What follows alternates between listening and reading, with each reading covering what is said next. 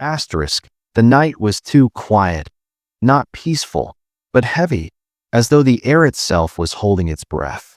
Above the small village, the stars glimmered faintly, and the moonlight painted the empty streets in silver. Every window was shut, every door locked, yet by the old well, a single lantern burned. No one had lit it, no one had touched it, but there it was, flickering against the stones. And then Maya awoke. Her heart raced for no reason she could explain. Drawn to her window, she peered out into the moonlit silence, and that's when she saw it. A shadow, tall, deliberate, moving slowly across the well. And in the blink of an eye, the lantern went out. Darkness swallowed the night, and nothing would ever be the same again. Asterisk. The night had a stillness that felt different, as if the very air was holding its breath. It wasn't the usual calm that villagers welcomed after a long day of work. No, this silence was heavier, almost unnatural, as though something unseen lingered just beyond the reach of light. Above the rooftops, the stars glimmered faintly, but even they seemed distant, as if they too were keeping a secret. The moon, pale and watchful, hung high above the small village, spreading its silver light over crooked streets and weathered wooden doors.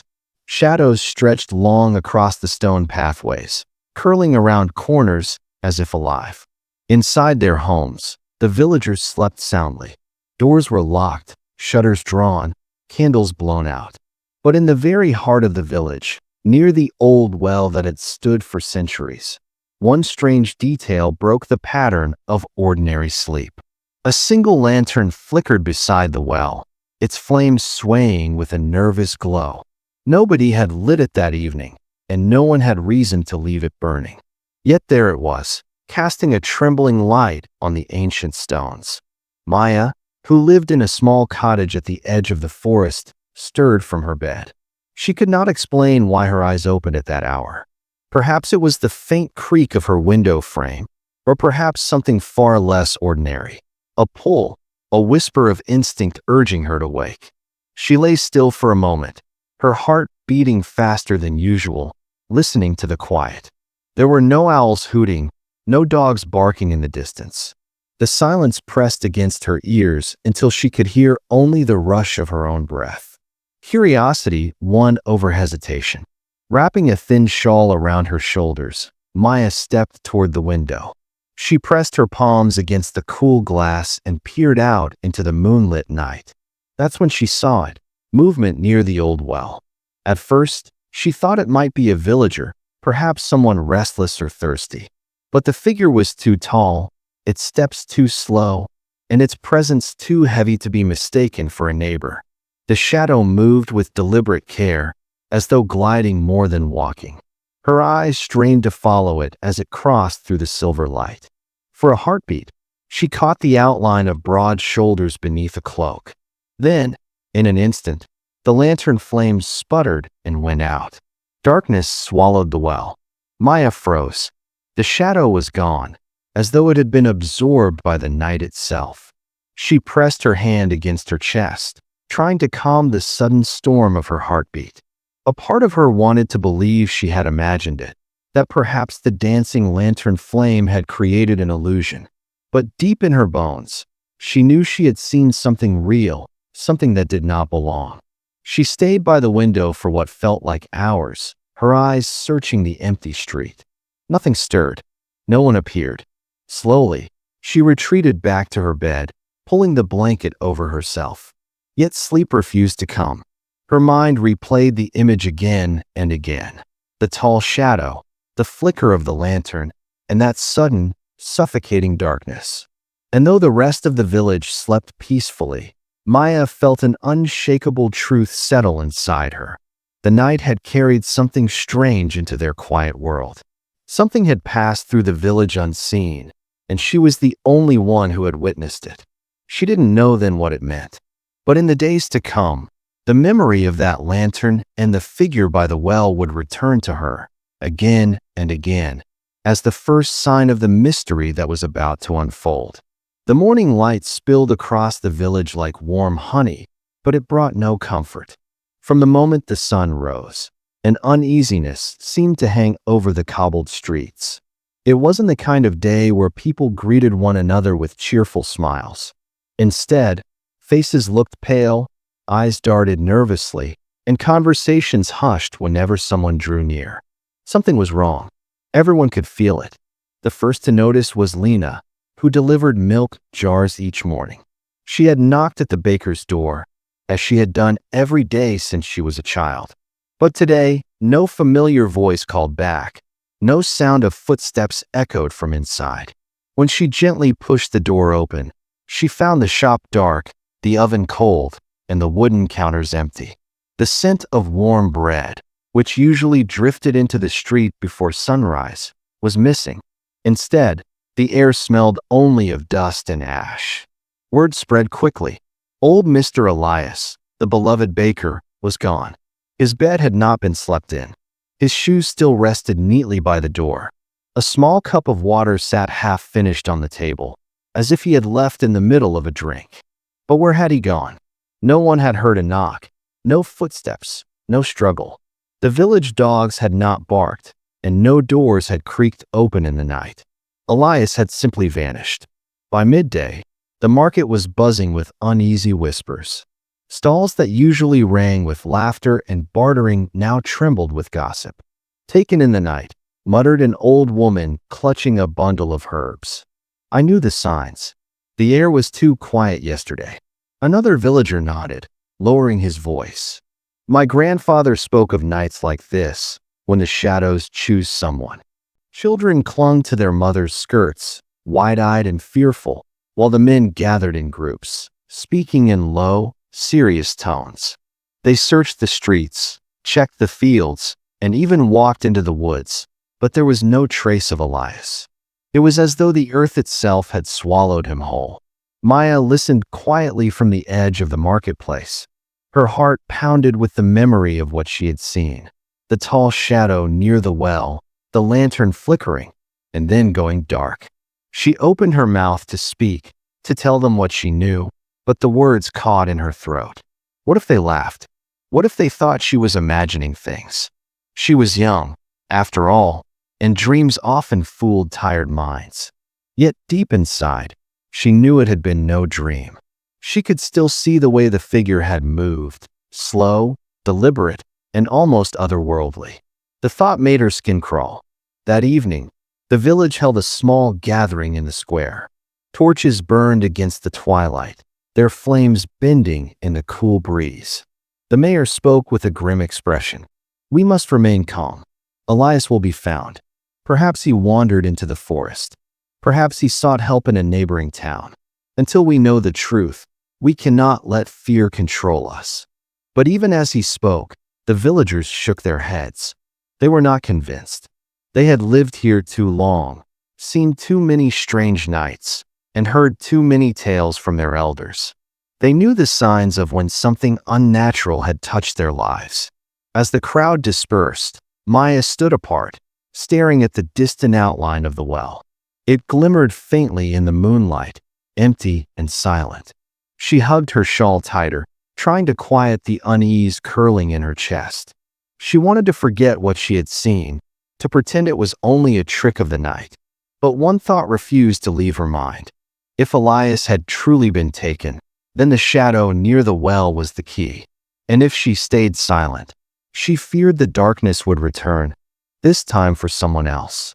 That night, as the village tried to sleep, the whispers did not fade. They lingered in the air, carrying both fear and warning. And though no one admitted it aloud, every heart carried the same question. Who would be next?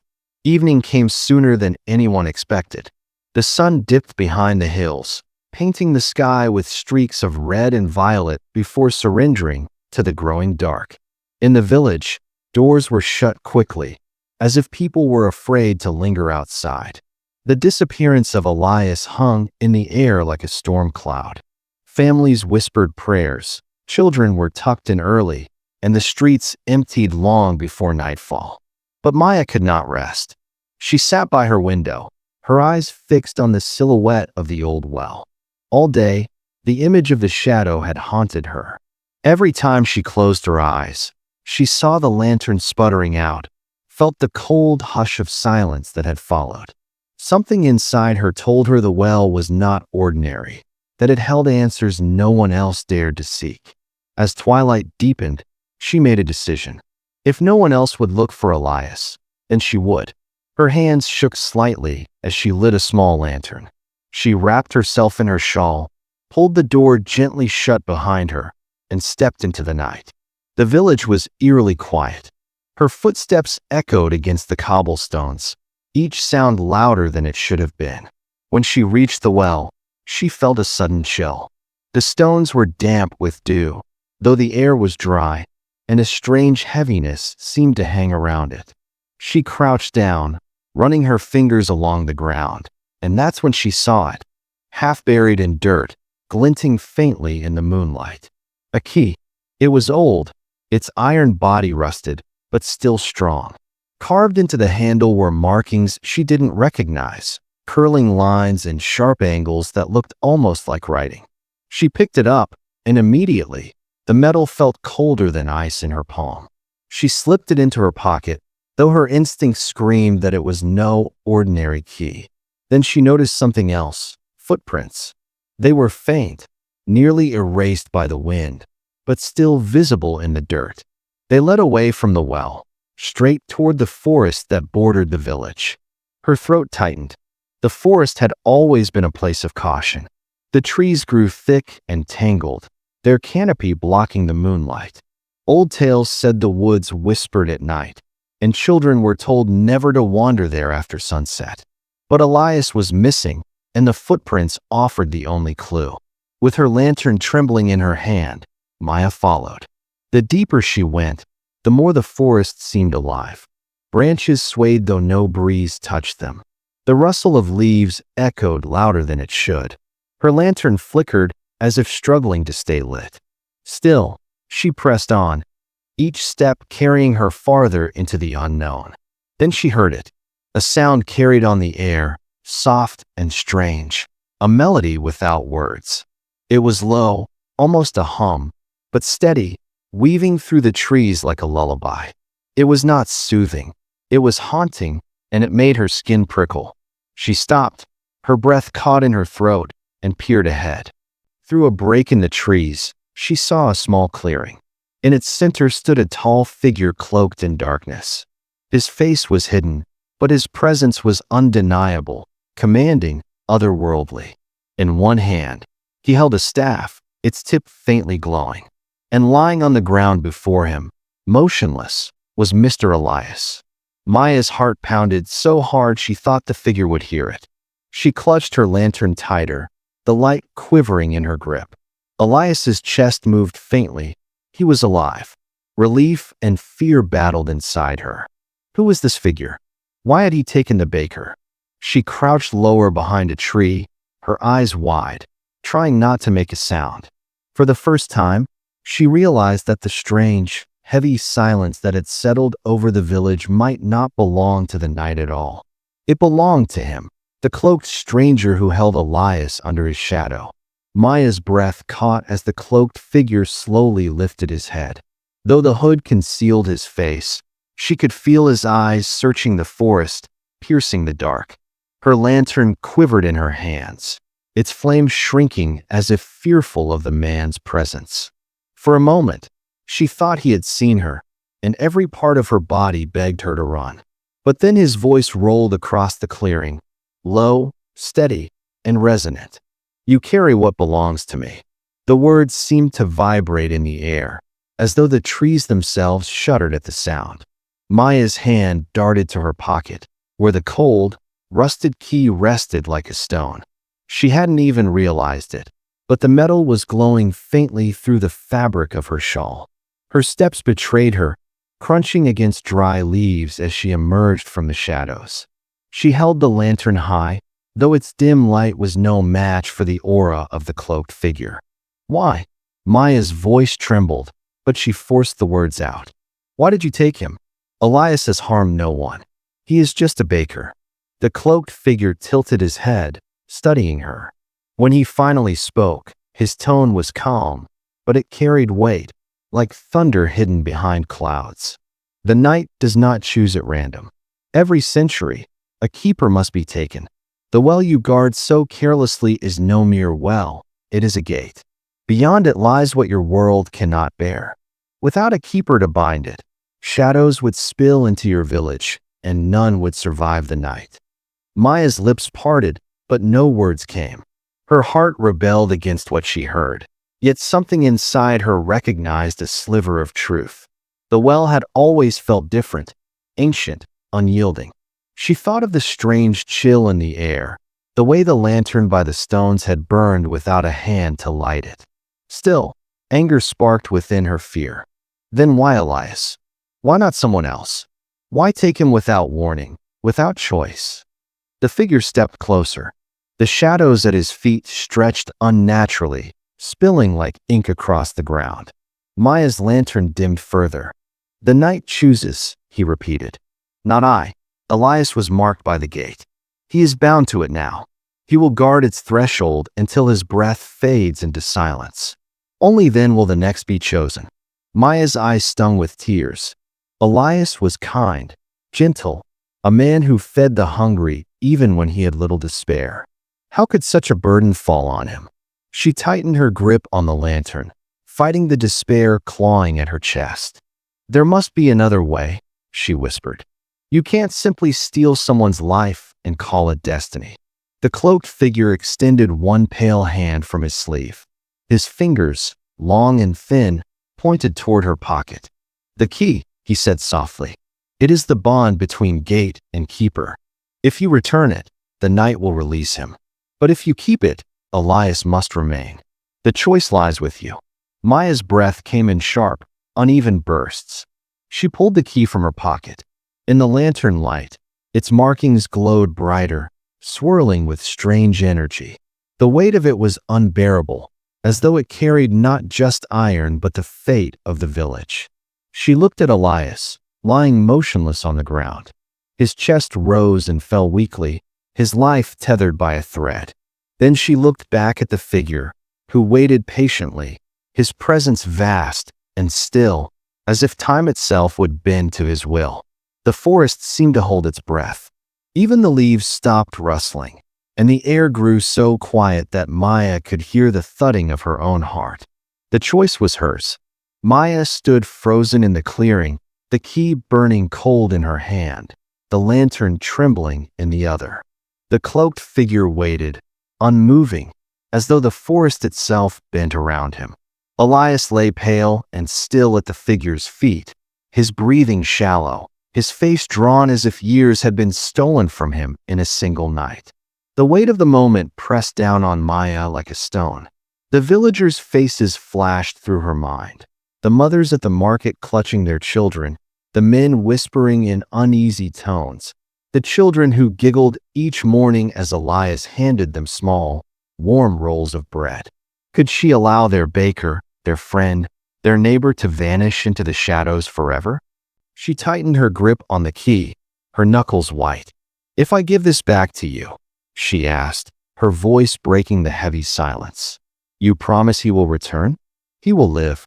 The cloaked figure inclined his head slowly. "The night keeps its bargains. Return the key, and the keeper will be released. But understand, if the gate stands unbound, it will not remain so for long. Another will be chosen." The thought struck Maya like a blade. If Elias were freed, someone else would be taken. Perhaps a farmer, perhaps a child, perhaps even her. Was she saving him only to condemn another? Her heart battled her mind, torn between love for one man and fear for the rest of the village. The forest held its breath, waiting. The humming that had haunted the air seemed to soften, fading into a stillness so deep that Maya could hear her own heartbeat echoing like a drum. At last, she dropped to her knees beside Elias. His hand was cold, but when she pressed her fingers against his wrist, she felt the faintest flutter of a pulse. Tears welled in her eyes. She could not let him vanish into darkness. Not him. Not tonight. Slowly, with trembling hands, she placed the key on the ground between herself and the cloaked figure. Its glow pulsed once, then stilled. "Take it," she whispered. "But keep your word." The figure bent gracefully, his cloak folding around him like flowing shadows. He lifted the key, and as his fingers closed around it, the markings blazed bright, flooding the clearing with a ghostly light. Maya shielded her eyes. When the glow faded, she looked down to see Elias stirring. His chest rose with a deeper breath, his lips parting as though waking from a long dream. The cloaked figure straightened, the key vanishing into his sleeve. He looked at Maya, and though his hood hid his face, she felt his gaze pierce her soul. "The night remembers the choices of the brave," he said softly. "You have bound yourself to its memory. One day, it may call upon you." With that, he turned, and his form dissolved into the trees. In the space of a heartbeat, he was gone. Maya hurried to Elias, helping him sit up. His voice was weak, but it trembled with life. "The shadows," he whispered. "They wanted me. I don't know how long I was gone." "Shoo," Maya soothed, steadying him. "You're safe now. You're home." Together, they walked slowly back toward the village, the lantern guiding their way. The forest seemed less menacing now, its silence calmer, as though the night itself had been satisfied with her choice. When they reached the edge of the village, the first light of dawn touched the rooftops. Villagers rushed to meet them, relief flooding their faces at the sight of Elias alive. No one asked too many questions, and neither Maya nor Elias offered many answers. Some mysteries, after all, are safer left unspoken. But from that night onward, the old well was never the same. The lantern beside it burned every evening without fail, though no one ever saw a hand light it. Its flame glowed softly, a silent reminder of the night when shadows chose, and when one woman's courage turned the tide. And though the villagers carried on with their lives, whispering only now and then of the strange night Elias was taken, Maya never forgot. She knew the shadows were not gone forever. They were waiting, patient and watchful. And one day, perhaps sooner than anyone expected, the key would call again. And so, the mystery of the night lingered, never fully solved, never fully gone. If this story carried you into the shadows, don't forget to like, share, and subscribe for more bedtime mysteries. Tell me in the comments, what would you have done with the key?